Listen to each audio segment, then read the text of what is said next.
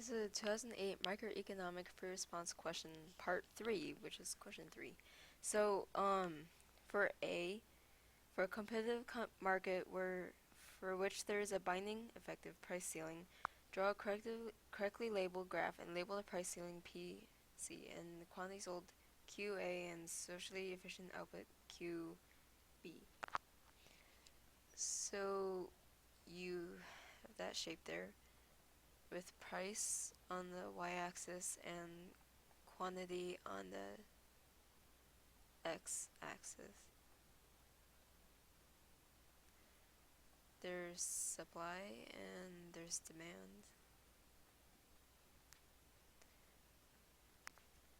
And so the quantity sold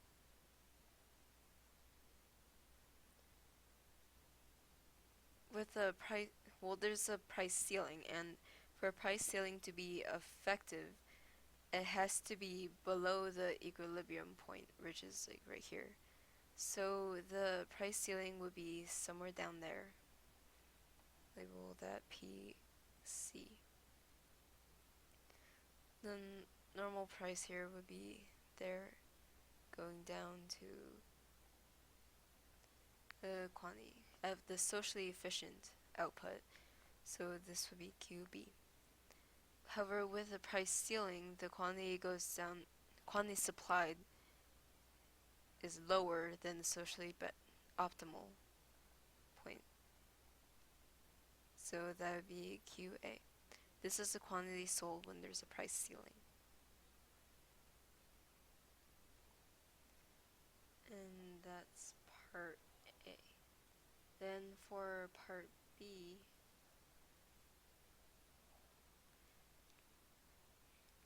there's a graph showing a natural monopoly. However, for sake of neatness, I'm not going to include all the little dashed lines and letters that are on there. Instead, I'm only going to mark the ones that are important to the question at hand. So there's the MC and there's an ATC, not quite creating a triangle there.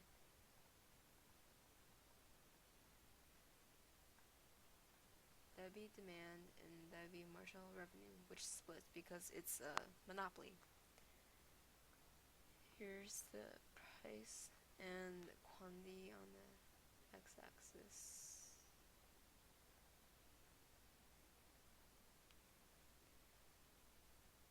And so, for the first question, it's guessing what the profit maximizing output would be.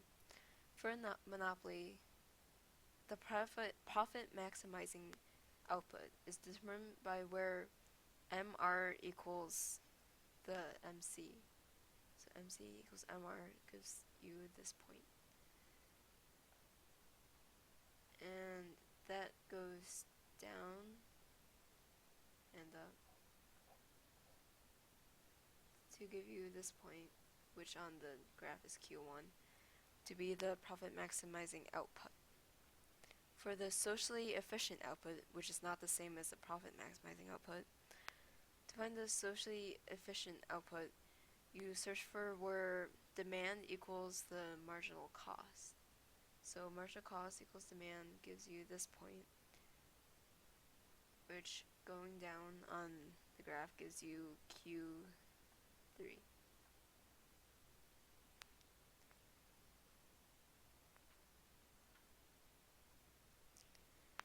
The next question is asking, at the socially efficient output, is a monopoly making a profit or incurring a loss? And since the labeling isn't there, I'm going to be saying it. So, at the socially efficient output, which is Q3 here, horizontally it goes to there, which on the page is P1. And to find the amount that they're profiting / losing, you go from the demand, wherever hits the demand, to the ATC. So going vertically hits ATC here and goes horizontally to what's on the graph as P3.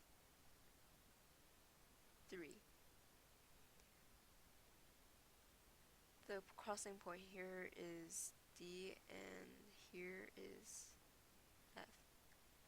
So this rectangle here is the loss that the monopoly is incurring because it's going from the ATC downwards to the demand. So the monopoly is losing money as opposed to if they were up here and the demand would go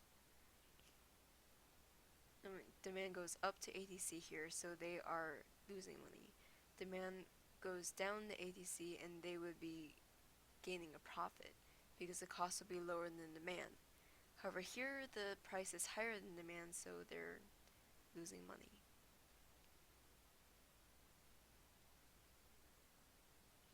So as I'll answer to the last portion, which asks for the numbers representing the area of profit or loss, it would be P3, P1, D, and F,